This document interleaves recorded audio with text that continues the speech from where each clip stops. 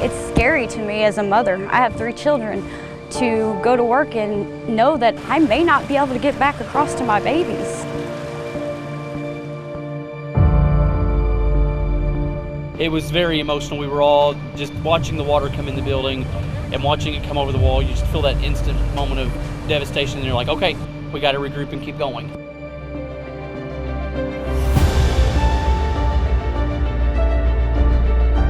We started with plan A during the winter of what you're going to plant where, and I think we're probably on our 15th plan at least now. I'm just praying that God will keep his hands on everything and let all my stuff be all right. But whoever the bags are going to, I just want to let that person know that I care about them. And even though I don't know them, I love them.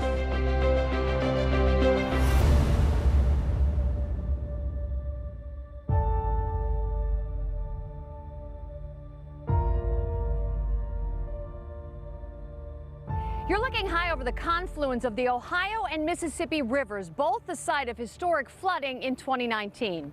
Thank you for joining us. I'm Kathy Sweeney along the Mississippi River in Alexander County. And I'm Grant Dade along the Ohio River. The Heartland knows flooding well, but this year the water was relentless, lasting for months. Over the next 30 minutes, you're going to meet people who try to live their normal lives in the middle of something that is far from normal. You'll also see the damage and hear from our reporters about what covering an event of this magnitude is like and what they remember most. We begin with the rising waters along the mighty Mississippi. In Cape Girardeau, the river spent well over 100 days above flood stage. You can see from this Drone 12 video just how high the water got on the flood wall downtown. The crest in Cape Girardeau happened on June 12th at 46.29 feet. That's the 5th highest crest ever recorded. Flood stage is 32 feet. South of Cairo and Alexander County, Illinois, which received historic flooding early in 2019 along the Ohio River, the high water closed the Cairo Bridge on February 22nd, and 1 week later, the crest happened on March 1st at 56.48 feet. It's the 4th highest crest ever recorded on the Ohio River in Cairo. Flood stage there is 40 feet. That same winter flooding hit east of Cairo over in Paducah and McCracken County. The Ohio River rose so much, you can see the floodgates had to be installed along the waterfront. The crest here happened on February 25th at 53.27 feet. That's the 5th highest crest ever on the Ohio River in Paducah. Flood stage there is 39 feet. I am here in the place hardest hit by flooding this year, East Cape Girardeau, Illinois. We came over the Bill Emerson Bridge, and like these trucks you see, we very carefully drove through more than a foot of water in places. I can tell you, after covering flooding in this area for 30 years, I have never seen anything like this. Now, here in East Cape, they have dealt with it all. Evacuations, road closures, near constant sandbagging. At one point, this tiny town welcomed 150 Guard members and all their help. Boy, that energy boosted spirits. Leaders here in East Cape say they were overwhelmed by how residents came out to help and support each other. I thought, well, we'll call and a few people will say yes and a few people will say no, and nobody said no.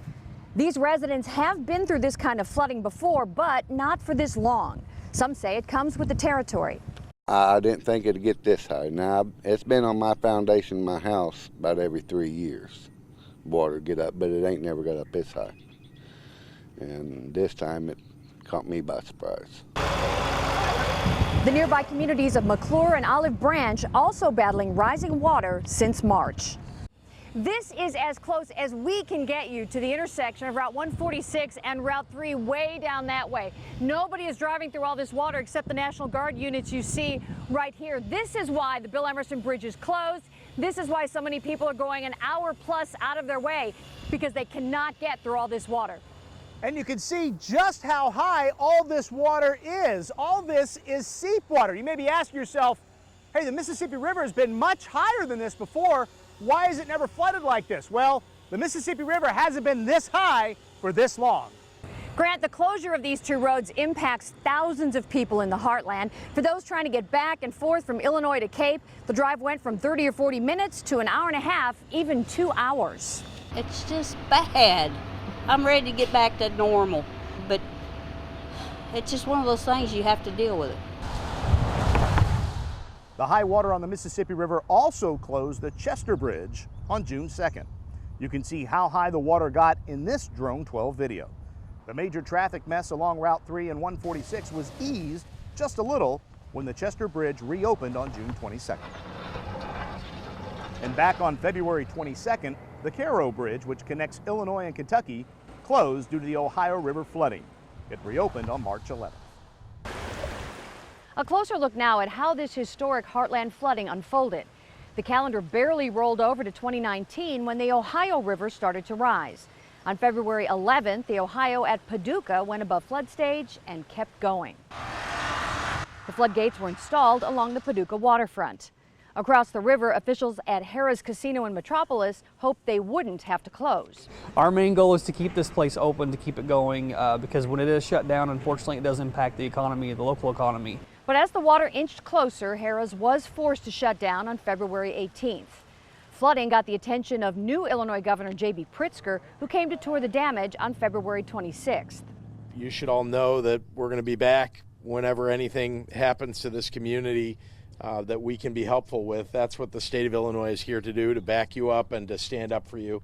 Harrah's reopened its casino on March 19th, but it took more time for the hotel to get back in business. The Ohio River finally went back below flood stage in Paducah on March 24th. Ironically, as the Ohio River started going down back in March, the Mississippi began its historic rise. I'm here at the famous floodgate in downtown Cape Girardeau. It closed back on March 14th after the river went above flood stage. And the next day, on March 15th, the Broadway floodgates also closed. Between mid-March and the beginning of May, the Mississippi River rose steadily.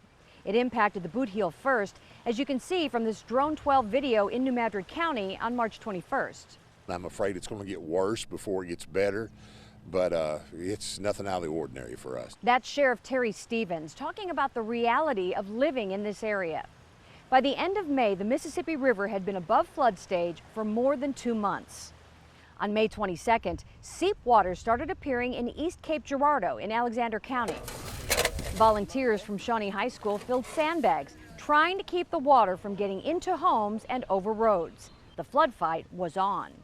We know that if we need help in like Ware or Grand Tower, they're going to come up and help us. So we're going to come down here and help them. The seep water continued to creep up on roads and homes in East Cape, and on June 10th, evacuations began. I'm just praying that God will keep his hands on everything and let all my stuff be all right. But then a new problem, the seep water slowly devouring the busy routes 3 and 146. I mean, it's frustrating, but I don't know what I could tell somebody to do that could have prevented this.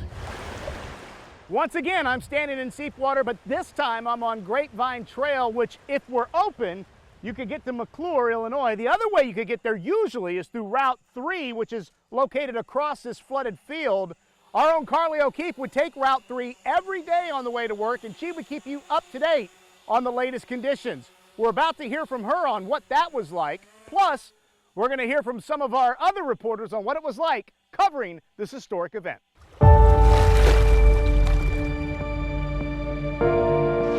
Having covered so many floods during my tenure here at Kfvs, I really didn't think that Route 3 would go under. I definitely didn't think that Route 146 would go under.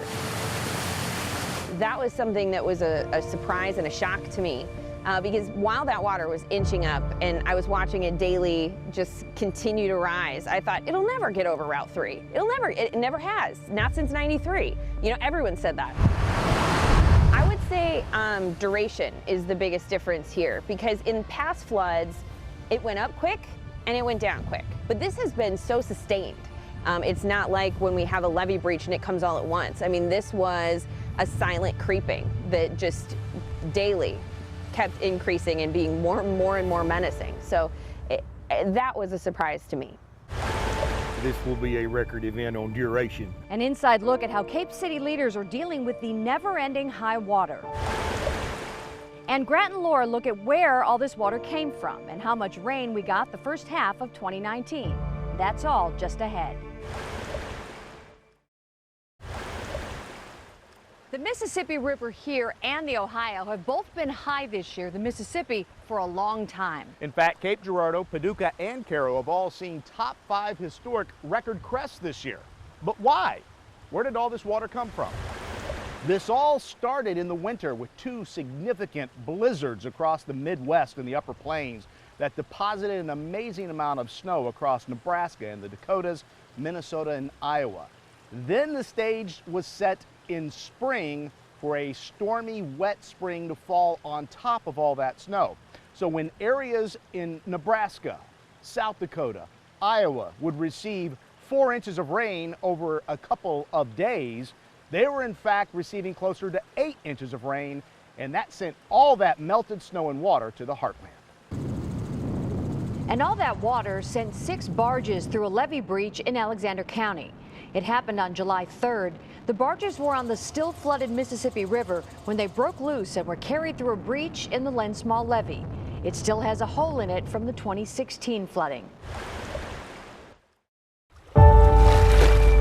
You're watching Flood 2019, High Water in the Heartland on Kfvs 12, sponsored by the Jewel Law Firm.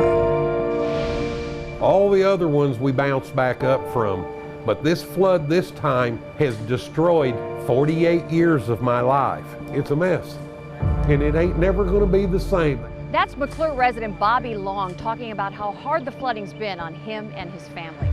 Now, when a natural disaster like this one happens, we at KFVS tell the story best by talking to you. Nathan Elgren, who reports for Heartland News at 10, shares stories from those of you who open your homes and your hearts. In Mississippi, we're talking in the millions of dollars. I spoke to farmers like Glenn Alt who rely on roads and levees that are crumbling under the pressure of floodwaters. We have a highway VV in Mississippi County that there's a 20-foot hole in the road. It took the blacktop out, put it out in the field. We actually had a levee, had about a 15 to 20-foot top on it, and it looked like it cracked right down the middle and slid one side of it. In towns like Caruthersville, it caused sewer issues and sinkholes, making homeowners uneasy. I'm disabled, I'm in a wheelchair. It's kind of scary to me because if I would fall in one of these sinkholes, my van wouldn't operate, I couldn't get out, I'm just there. In some cases, these flooded roads were a matter of life and death. I spoke to a mother who barely survived a heart attack after taking a boat, an ambulance, and a helicopter just to get to the hospital. It was terrifying. The thought of having to let my kids sit there and watch me die, if that was it. I didn't want that, but that could have happened because of all the rerouting. Those same road closures forced medical staff to spend the night at hospitals. One nurse tells me it's a worthy sacrifice to save lives. Nathan Elgren, Heartland News.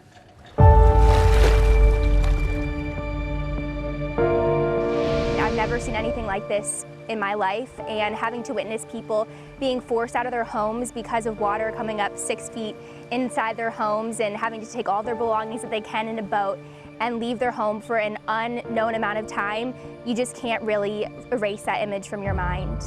We've been just overwhelmed with the flood. I've spent several weeks in East Cape Girardeau, Illinois, and I've witnessed the people sandbagging day in and day out to save their homes because the water is so close to their homes and in their homes. I was talking with a woman and she told me that she just doesn't know how much longer she can fight. And she wakes up every single morning thinking about having to save her home and goes to bed thinking the exact same thing, so she just can't escape it at this point. And having to see them live this and not even be able to escape it is really just hard to see. On June 21st, severe weather across the Heartland added insult to injury for those already dealing with so much here in East Cape. Leaders issued a voluntary evacuation order after strong winds pushed water over the sandbag wall and onto the street. Some 7 inches of water got into the town's community building. Volunteers and National Guard soldiers quickly managed to shore up the weak points in that wall. The Mississippi River is the second longest river in North America and is crucial to the economy of the upper Midwest. Heavy rainfall there and back here in the Heartland greatly impacts those river levels. And with all the flooding we've had here in the Heartland, it's no surprise we're well above average for this time of the year with our rainfall. Here's Laura Wibbemeyer to tell you exactly how far above average we are. When you see the flooding around the Heartland, yes, of course, it's easy to tell. We've seen too much rainfall, but these numbers really tell the picture. So these amounts in the first column are the rain totals from January 1st through June 30th. So far in Cape Girardeau, we've seen over 35 inches of rainfall. So on average, we see about 24 inches of rainfall. So that puts us at about a 43% above where we normally are for that period. Same story in Paducah, more than 44 inches of rainfall so far. Normal is about 25.5 inches. Look at that, a 72% above where we are normally for that period. And then Carbondale is a similar story, more than 34 inches of rainfall so far this year. 23 is about normal, and that puts us at 50% above where we usually are this time of year.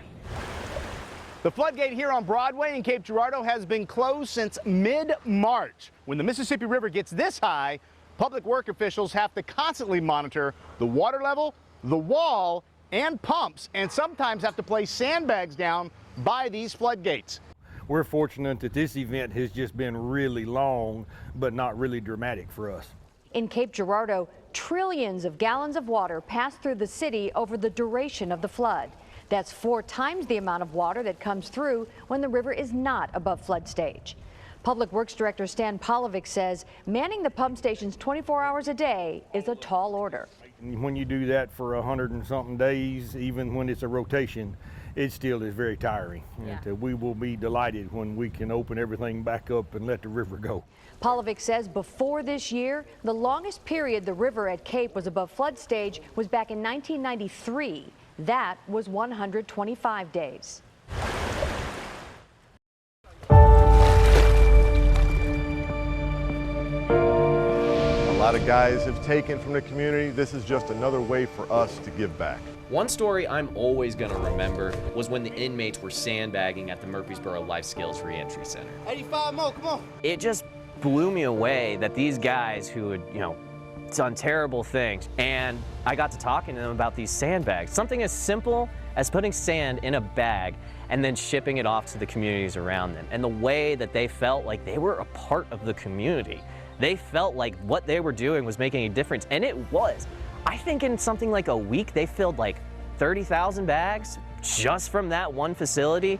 Even though they couldn't see the floodwaters from where they were at, they wanted to help because they belong in this community too. And it was just really just heartwarming to see that happen. And it really just makes me reflect more and more on just how great the people that live in the Heartland are. The remnants of Tropical Storm Barry arrived to a very saturated Heartland on July 15th and 16th. This is in East Cape Girardeau, an area devastated by seep water.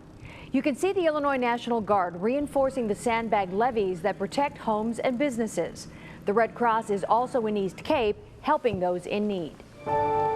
Here are some of the top historic river crests at several locations in the Heartland.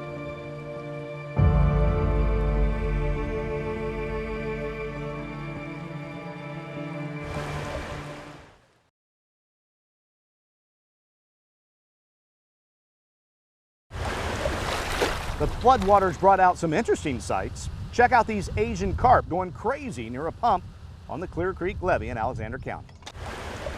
And the banks of the flooded Mississippi are the place to catch some really big catfish. John at Frank's Real Bait Shop tells us that's because the fish like to get to the clear floodwater along the shore. We found some folks trying to take advantage of that good fishing.